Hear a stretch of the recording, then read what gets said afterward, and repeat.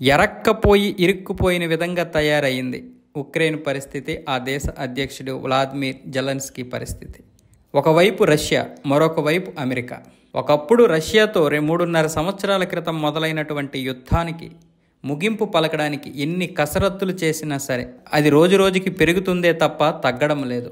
ఇప్పుడు ప్రపంచంలోనే జెలెన్స్కీ పరిస్థితి చాలా దారుణంగా తయారైంది. అమెరికా ఒకప్పుడు $350 మిలియన్ ఆర్థిక సహాయం చేసింది, అలాగే సైనిక సంపత్తిని కూడా ఇచ్చింది. కానీ ఏంటి ఉపయోగం? ఈరోజు కొత్తగా అధ్యక్షుడైనటువంటి ట్రంప్ ఈరోజు మొత్తం సీన్ రివర్స్ చేసేశారు. మన శుక్రవారం జరిగినటువంటి మీటింగ్లో మొత్తం ఉక్రెయిన్ పరిస్థితి ఏ విధంగా తయారవుతుందో అర్థం కాని పరిస్థితి. ఒకవైపు పెద్ద నాకుపాములాగా, అంటే అంటాం కదా కోబ్రా విధంగా రష్యా, మరొక వైపు ఉక్రెయిన్పై కన్నేసిన అమెరికాని కాదంటే రష్యా చేతిలో దెబ్బతింటుంది. అమెరికాకి అవునంటే అమెరికా ఉక్రెయిన్ మీద పడి ఖనిజ సంపదను మొత్తం దోచుకుపోతుంది. ఏం చేయాలో అర్థం కాని పరిస్థితుల్లో మన శుక్రవారం రోజు జరిగినటువంటి మీటింగు పెద్ద దుమారమే రేపింది. అసలు ఆ రోజు ఏం జరిగిందంటే, శ్వేత సౌధంలో, అందులో కూడా ఓవల్ కార్యాలయం, వైట్ హౌస్ అంటాం కదా అమెరికాలో, ఆ వైట్ హౌస్లో ఉన్నటువంటి ఓవల్ కార్యాలయంలో అమెరికా అధ్యక్షుడు డొనాల్డ్ ట్రంప్, ఉపాధ్యక్షుడు జేడీ వాన్స్, అలాగే ఇతర ఉన్నత వర్గాలు ఒకవైపు కూర్చున్నారు. అలాగే ఉక్రెయిన్ అధ్యక్షుడు వ్లాదిమిర్ జెలెన్స్కీ, ఆయన పరివారం మరో పక్క కూర్చున్నారు. మొదట కుశల ప్రశ్నలు పూర్తయ్యాయి. అసలు విషయంలోకి వచ్చేసరికి మాటక మాట మధ్య గంభీర వాతావరణం అమలుకుంది. రష్యా యుద్ధాన్ని ముగించాలంటే ఉక్రెయిన్లోని విలువైన ఖనిజాలను తమకు అప్పగించాలని ట్రంప్ బృందం పట్టుబట్టింది. భవిష్యత్తులో రష్యా మరోసారి దురాక్రమణకు పాల్పడితే రక్షణ కల్పిస్తారా, ఆ మేరకు భరోసా ఇస్తారా అని జెలెన్స్కీ ఎదురు ప్రశ్న వేశారు. అంతే, ఒక్కసారిగా ట్రంప్ అలాగే వాన్సులు బొగ్గుమన్నారు. నువ్వెంతంటే నువ్వెంత అనుకునేలా మాట పెరిగింది. ట్రంప్ అటు, జెలెన్స్కీ ఇటు విసవిస వెళ్ళిపోయారు. దౌత్య వర్గాలు, విలేకరులు చూస్తుండగానే శుక్రవారం జరిగిన ఈ ఘట్టం మొత్తం మీడియా ముందు వీడియోలో కూడా నమోదైంది. ఏ ఒప్పందం కుదరకుండానే సమావేశం ముగిసిపోయింది. ట్రంప్కు క్షమాపణ చెప్పాల్సిన అవసరమేమీ లేదని, తాను అమెరికా ప్రజలను గౌరవిస్తానని, తప్పు చేయలేదని జెలెన్స్కీ తేల్చి చెప్పాడు. ట్రంప్ తటస్థంగా ఉండాలని తాను కోరుకున్నట్లు తెలిపాడు. రష్యాపై అభిప్రాయాన్ని మార్చుకోలేనని స్పష్టం చేశాడు జెలెన్స్కీ. 2014లో క్రీమియాను రష్యా ఆక్రమించినప్పుడు ఎవరూ అడ్డుకోలేదని, కాల్పుల విరమణ ఒప్పందాలు జరిగిన వాటికి ఆ దేశం కట్టుబడడం లేదు కాబట్టే రక్షణలు కోరుతున్నామని చెప్పారు. తాము ఎదుర్కొంటున్న సమస్యలు తెలియడానికి ఎప్పుడైనా ఉక్రెయిన్కు వచ్చి చూశారా అని వాన్స్ను సూటిగా ప్రశ్నించాడు జెలెన్స్కీ. ఈ విధంగా అధినేతల మధ్య సాగిన మాటల తీరు ఎలా ఉందో ఒకసారి మనం చూస్తే, జెలెన్స్కీ ఏమన్నాడంటే, యుద్ధంలో ప్రతి ఒక్కరికి సమస్యలు ఉంటాయి, మీకు ఇప్పుడది తెలియదు, భవిష్యత్తులో మాత్రం తెలుస్తుంది లెండి, గాడ్ బ్లెస్ అన్నాడు జెలెన్స్కీ.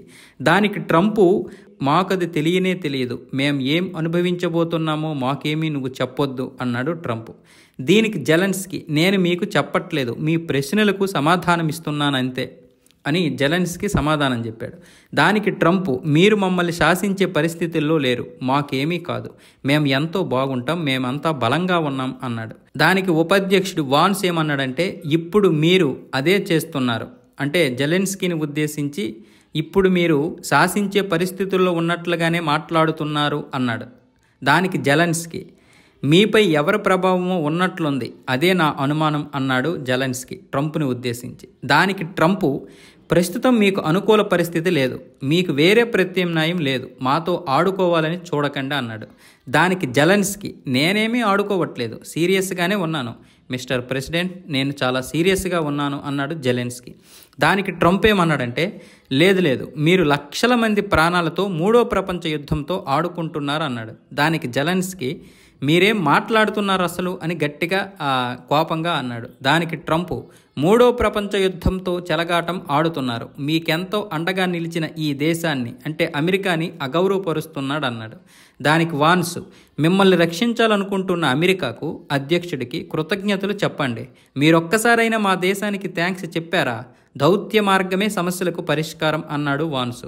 దానికి జెలెన్స్కీ ఏమన్నాడంటే, చాలాసార్లు కృతజ్ఞతలు చెప్పాను, ఈరోజు కూడా చెప్పాను, మీరు యుద్ధం గురించే గట్టిగా మాట్లాడాలంటే మాట్లాడండి, అయినా ఏ దౌత్యం గురించి మీరు మాట్లాడుతున్నారు, మీ ఉద్దేశం ఏంటి అసలు అని జెలెన్స్కీ అన్నాడు.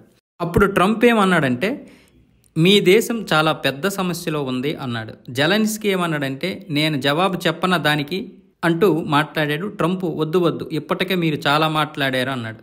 అప్పుడు జెలెన్స్కీ, నాకు బాగా తెలుసు, మీరేం చెప్పక్కర్లేదన్న విధంగా జెలెన్స్కీ అన్నాడు. దానికి ట్రంప్ ఏమన్నాడంటే, మీరు గెలవడం లేదు, మీ ప్రజలు చనిపోతున్నారు, మీ దగ్గర సైనికులు తగ్గిపోయారు, మాతో వస్తే బయటపడే చక్కని అవకాశం ఉంది, కాల్పుల విరమణకు అంగీకరిస్తే తోటాలు ఆగిపోయి మీ సైనికుల ప్రాణాలతో మిగులుతారు అని చెప్పాడు. దానికి జెలెన్స్కీ, మిస్టర్ ప్రెసిడెంట్, మేము మా దేశంలో ఉంటున్నాం, బలంగా ఉన్నాం, యుద్ధం మొదలైనప్పటి నుంచి ఒంటరిగానే ఉన్నాం అన్నాడు.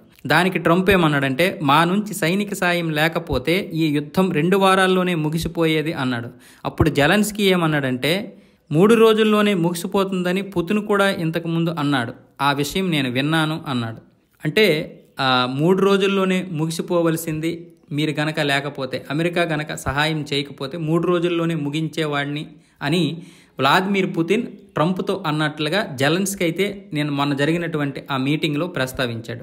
దానికి ట్రంప్ కూడా బహుశా అయి ఉండొచ్చేమో, నేను ఒకటి చెబుతున్నా, మాతో వ్యవహారం ఇలా కాదు, ఇబ్బందులు పడతారు అని కూడా ట్రంప్ అన్నాడు. దానికి వాన్స్, మీడియా ముందు పోట్లాడే బదులు విభేదాలుంటే పరిష్కరించుకుందాం, మీరు చెబుతున్నది సరైనది కాదు అంటూ జెలెన్స్కీని ఉద్దేశించి అన్నాడు. దానికి జెలెన్స్కీ, మేము యుద్ధాన్ని ఆపాలని అనుకుంటున్నాం, మీరు దానికి హామీ ఇస్తారా అని మరొకసారి అడిగాడు. దానికి ట్రంప్ ఏమన్నాడంటే, మా సహాయంతోనే మీరు గట్టి పోరాటం చేశారు, మేము లేకపోతే మీరు అలా చేయలేరు, మీరు ఒప్పందం చేసుకోకపోతే మేము వైదొలుగుతాం, అప్పుడు మీరే పోరాడాలి, మీరు సంతకం చేస్తే మెరుగైన స్థితిలో ఉంటారు, మీరు కృతజ్ఞతాపూర్వకంగా ఉండట్లేదు, అది నాకు నచ్చలేదు, సరే చాలా చూశాం, ఇక చాలు, ఇదంతా టీవీలో గొప్ప షో అవుతుంది, ఇక మీరు వెళ్ళవచ్చు అని ట్రంప్ అయితే అక్కడి నుంచి లేచి వెళ్ళిపోయాడు. ఈ సంభాషణ తర్వాత విలేకరుల సమావేశాలను రద్దు చేసుకుని ఎవరి దారిని వారు వెళ్ళిపోయారు. ఆ తర్వాత రష్యా ఉక్రెయిన్ల మధ్య కాల్పుల విరమణ ఒప్పందం జరగాలని నేను కోరుకున్నట్లు ట్రంప్ విలేకరులకు చెప్పాడు. దీని బదులు శాంతి చర్చలకు జెలెన్స్కీ తిరిగి వచ్చినప్పటికీ అందుకు తాను సిద్ధంగా లేనన్నారు. సమావేశంలో జెలెన్స్కీ కొంచెం అతి చేసినట్లు అనిపించింది. మేం శాంతి కోసం చూస్తున్నాం, కానీ ఆయన దాన్ని కోరుకున్నట్లుగా నాకు అనిపించడం లేదు, మాకు తక్షణమే శాంతి కావాలి, రష్యా అధ్యక్షుడు పుతిన్ ఇదే కోరుకుంటున్నాడు, యుద్ధాన్ని ముగించాలనుకుంటున్నారు అని ట్రంప్ అయితే మీడియాతో వివరించాడు. ఈ చర్చల తర్వాత జెలెన్స్కీ ఏమన్నాడంటే, తమ దేశ ప్రజలను ఉద్దేశించి సోషల్ మీడియా వేదికగా పోస్టు పెట్టాడు. ఉక్రెయిన్ ఆవేదనను వినాలని ప్రపంచ దేశాలను కోరారు, తమ గళాన్ని వినడం మర్చిపోవద్దని అన్నారు. ఉక్రెయిన్లోని ప్రజలు తాము ఒంటరి వాళ్ళం కాదని గుర్తించుకోవడం ముఖ్యమన్నారు. భద్రతాపరమైన హామీలు లభించే వరకు రష్యాతో శాంతి చర్చలకు వెళ్లేది లేదని తెగేసి చెప్పాడు. శుక్రవారం నాటి పరిణామాలు ఇరుపక్షాలకు మంచివి కాదన్నాడు. అమెరికా నుంచి ఆయన నేరుగా లండన్కి చేరుకున్నాడు. తమకు అమెరికా సహాయం ఎంతో కీలకమని, అది లేకపోతే కష్టమేనని చెప్పాడు. అమెరికాతో బలమైన బంధాన్నే తాము కోరుకుంటున్నామన్నాడు.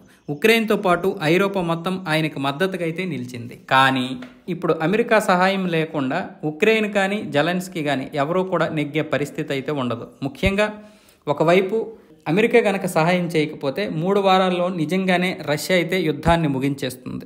తద్వారా అనేక భూభాగాల్ని కోల్పోవలసి ఉంటుంది ఉక్రెయిన్. అలాగే ఒకవేళ అమెరికాకి ఎస్ చెప్తే, అమెరికా చెప్పినట్లుగా వింటే ఖనిజ సంపదని కోల్పోవలసి వస్తుంది. ఇప్పుడు అదే జెలెన్స్కీ ముందున్న పెద్ద సమస్య. అమెరికాకి ఓకే చెప్పాలా, లేకపోతే రష్యాకి లొంగిపోవాలా? నిజానికి జెలెన్స్కీ చేసినటువంటి చాలా తప్పిదాలు ఈరోజు ఈ పరిస్థితిని తీసుకొచ్చాయి. రష్యా అధ్యక్షుడు వ్లాదిమిర్ పుతిన్తో ఇంతకుముందే మాట్లాడి సమస్యని పరిష్కరించుకోవచ్చు, కానీ అతని ఈగో వల్ల, అలాగే ఉక్రెయిన్ దేశ ప్రజల ఆత్మాభిమానాన్ని కూడా తాకట్టు పెట్టినట్లు అవుతుందని ఇప్పటి వరకు రష్యా అధ్యక్షుడితో మాట్లాడలేదు. కానీ ఒక దేశ సార్వభౌమత్వాన్ని కాపాడాలంటే కొన్ని విషయాల్లో మనం తగ్గాలి. ఎక్కడ నెగ్గాలో కాదు, ఎక్కడ తగ్గాలో తెలుసుకోవాలి. ఈరోజు అమెరికా సహాయం చేసిందంటే తన స్వార్థ బుద్ధి కోసమే చేసింది. ఈ 2 ఏనుగులతో పోరాటం చేస్తున్నటువంటి ఒక ఎలక పిల్ల మాదిరి తయారయ్యింది ఇప్పుడు ఉక్రెయిన్. సహాయం ఎంతవరకు చేస్తారు? ఎవరైనా సరే సహాయం చేసినప్పుడు ఏదో ఒకటి ఆశిస్తారు. ఇప్పుడు ప్రపంచ దేశాలే అలా ఉన్నాయి. ఉక్రెయిన్ చేసినటువంటి తప్పిదాలు ఇవే. ఆ రోజు వ్లాదిమిర్ పుతిన్తో చర్చలు జరపకపోవడం ఒక తప్పిదమైతే, అమెరికా సహాయాన్ని నిరంతరం కోరుకోవడం కూడా మరో తప్పిదం.